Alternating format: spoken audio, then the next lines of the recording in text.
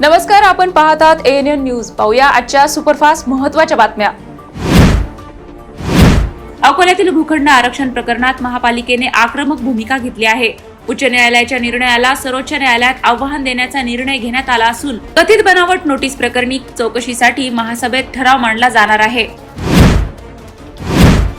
छत्रपती शिवाजी महाराज आणि बाजी प्रभू देशपांडे यांच्या शौर्याचा इतिहास प्रत्यक्ष अनुभवण्यासाठी अकोल्यातून 60 शिवप्रेमी पन्हाळगड पावनखिंड मोहिमेसाठी रवाना झाले। रेल्वे स्थानकावर शिवगर्जनांनी उत्साहाचे वातावरण निर्माण झाले। अमरावती दर्यापूर मार्गावरील लखापूर फाट्यासमोर एसटी बस आणि ट्रकची समोरासमोर भीषण धडक झाली। या अपघातात ट्रक क्लीनरचा जागीच मृत्यू झाला असून चालक वाहकासह 4 गंभीर जखमी झाले आहे। अकोल्यात सुरू होत असलेल्या केंद्रीय विद्यालयाच्या प्रवेश प्रक्रियेला पालकांचा उत्स्फूर्त प्रतिसाद मिळाला आहे। अवघ्या 200 जागांसाठी सुमारे 1950 अर्ज प्राप्त झाले असून 3 ऑगस्ट रोजी लॉटरीद्वारे विद्यार्थ्यांची निवड केली जाणार आहे। मोताळा तालुका बुलढाणा ऐवजी खामगाव अपर जिल्हाधिकारी कार्यालयाशी जोडण्याच्या हालचालींविरोधात नागरिकांनी तीव्र आंदोलन छेडले। मोताळा फाट्यावर रास्ता रोको करण्यात आला असून पोलिसांनी आंदोलकांना ताब्यात घेतले।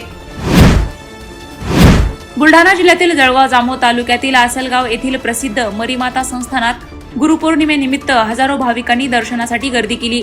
नवस्फूर्ती, पूजा अर्चा आणि पारंपरिक धार्मिक विधींनी मंदिर परिसर भक्तिमय झाला। अकोला जिल्ह्यातील दहीहंडा येथील प्राचीन मरीमाता मंदिरात गुरुपौर्णिमेनिमित्त भाविकांनी मोठ्या श्रद्धेने दर्शन घेतले।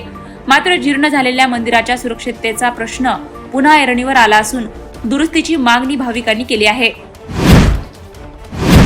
बुलढाणा जिल्ह्यातील खामगाव अकोला मार्गावर राज्यस्तरीय दक्षता पथकाने अवैध गॅस रिफिलिंगवर धडक कारवाई केली।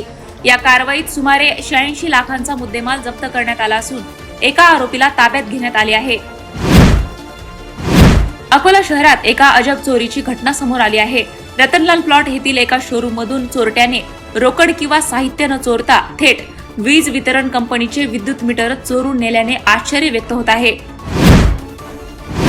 अकोटमध्ये अवैध गुटखा तस्करी विरोधात पोलिसांनी मोठी कारवाई केली आहे। उपविभागीय पोलीस अधिकारी IPS निखिल पाटील यांच्या मार्गदर्शनाखाली 17 लाखांचा प्रतिबंधित गुटखा आणि पिकअप वाहन जप्त करत एका आरोपीला ताब्यात घेण्यात आले। अशाच सुपरफास्ट बातम्यांसाठी पाहत रहा ANN न्यूज। नमस्कार।